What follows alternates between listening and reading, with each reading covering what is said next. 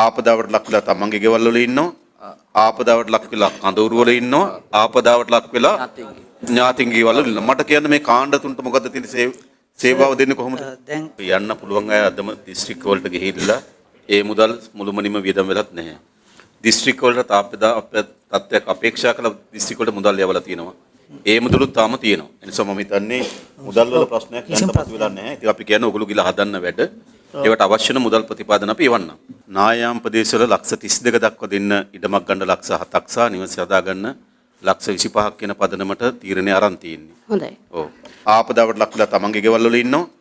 ආපදාවට ලක් වෙලා කඳවුරු වල ඉන්නවා. ආපදාවට ලක් වෙලා ඥාතින්ගේ ගෙවල් වල ඉන්නවා. මට කියන්න මේ කාණ්ඩ තුනට මොකද්ද තියෙන සේවාව දෙන්නේ කොහොමද? දැන් සුරක්ෂිත මධ්‍යස්ථානවලට පැමිණෙන අයට පමණක් නෙමෙයි මන්ත්‍රීතුමා නෑ ඒගොල්ලන්ට තියෙනවා. කාණ්ඩ තුනට කියන කොහොමද කියන්නේ? ගංවතුරෙන් වටුන කොටුන අයටත් පිසු ආහාර අපි දෙනවා. හරි. ගෙවල් වල ඉන්න අයට ඔයගොල්ලෝ ගිහින් දෙනවා. ඔව්. ඒ පළවෙනි කාණ්ඩය. හරි.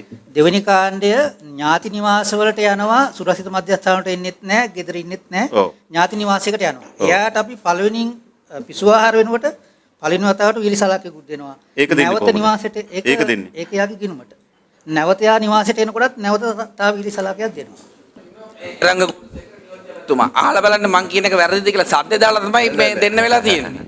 මොකද කලින් වතාවේදී හිටපු ජනාධිපති කියලා දුන්නේ. මරිකාර් මන්ත්‍රීතුමා කියන කතාව ඇත්ත. ජනාධිපතිතුමා ඒ ප්‍රශ්නයක් විදියට ආවා. ඊළාට අපේ අග්‍රාමාත්‍යතුමියන් මැදිහත් වෙලා තමයි දිසාපතිට කතා කරලා මේකට විශේෂ මැදිහත් වීමක් කරේ. ඒකේ ජනාධිපතිතුමා චක්‍රලේඛනයේ යම් මැදිහත් වීමක් කරන්න වෙනවා. මේකේ ගෙවල් වලට දෙන එකට ප්‍රාදේශීය ලේකම්තුමාට ඇක්සස් නැහැ. එහෙම දෙන්න. නමුත් ගිය පාර අපි කරේ අග්‍රාමාත්‍යතුමිය විශේෂ මැදිහත් කළා. දිස්ත්‍රික් දිසාපතිත් එක්ක කතා කරලා විශේෂ උත්තරයක් ගත්තා. ඕක තමයි ප්‍රායෝගික තත්ත්වය. මම කියන්නේ මගේ යෝජනාව ජනාධිපතිතුමා සියලු ප්‍රාදේශීය ලේකම් කාර්යාලය වලට මේක සම්බන්ධයෙන් නැවත දැනුවත් වීමක් පුළුවන් නම් කරන්න මෙන්න මේ අපි කාණ්ඩ තුනටම මේ ආධාර ලබා දීම සඳහා අවශ්‍ය චක්‍රලේඛනිකුත් කරන්නකෝ. අද උදේ ඒ ලෙවල් දින දෙකකින් කල් දාන්න අදයි හෙටයි මේ කැන්සල් කරා. නමුත් දැන් ටිකකට ඉස්සෙල්ලා අපි කතා කරේ සෙනසුරාදාත් නොතිය ඉන්න. මේ දවස් තුනම එතකොට ඒ ලෙවල් තියන්නේ අපි ආයෙත් දවස් හතරක් දිනතර ඔව් තීරණයක් ගන්න ආයෙත් නැවත මොනිටර් කළා. මුස්ලිම් පාසල් සියල්ලම වහන්නත් තීරණය කරා. ඒවත් විවෘත වෙලා තිබ්බේ මොකෝ ඒගොල්ලෝ වෙනස් නිසා.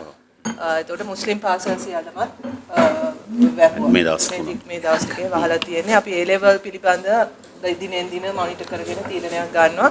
මම කියන්න පුළුවන් තරම් අපි යන්න පුළුවන් අය අදම දිස්ත්‍රික්ක වලට ගිහිල්ලා කැඳවලා ඕගොල්ලන්ට ප්‍රශ්න මොනවා හරි තියෙනවා නම් ආනන්ද එතුමාට කතා කරන්න තියෙනවා ටික.